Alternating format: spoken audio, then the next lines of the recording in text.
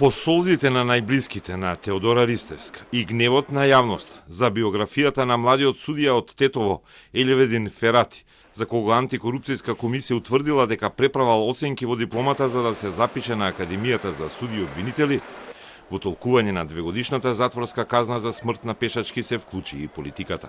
Од врвот на извршната власт со забелешка дека е и родител и незадоволен граѓанин од правдата во случаи кога има жртви, премиерот Мицкоски побара судскиот совет да отвори постапка за судијата Ферати и да ги преиспита неговите пресуди. Оние што ќе се налутат на неговата изјава како премиер ги нарече полноглавци.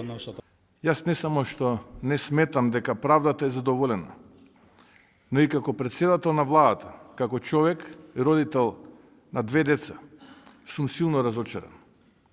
Ова не е правда. И туку имаме потврлање на системот по сите основи. Знам дека некој ќе ми се налути. Ќе излезат и такви полноглавци кои што ќе ме критикуваат после ова што ќе окажам. Но јавно барам од судскиот совет да се преразгледа работењето на овој судија и уште еднашка да се анализира оваа пресуда.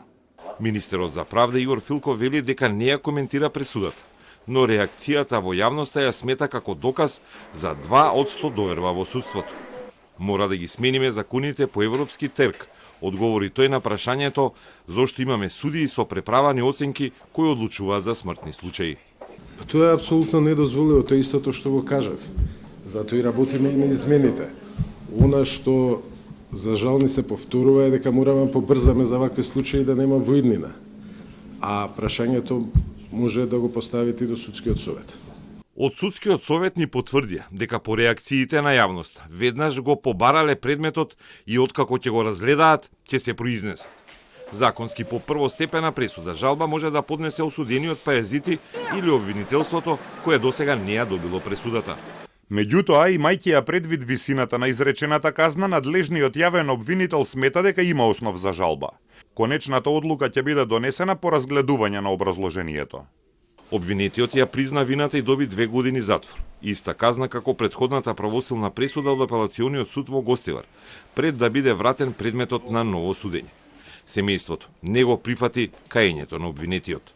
Пајазити сметаше дека против него има медиумска хајка, а одбраната тврдеше дека кога се случила несреќата, преку ноќ во летото 2022 било исклучено уличното осветлување, а знаците и пешачкиот премен биле избледени и не се препознавале. За овие пропусти на локалната власт во Тетово досега нема постапка. Но тоа не е утеха за најблиските на Теодор, кои 2,5 години чекаат праведна казна за загубата, за на крај да се соочат со судска пресуда за која ни солзи порача. Колку вреди човечкиот живот во Македонија. Плачем за правда, правда нема.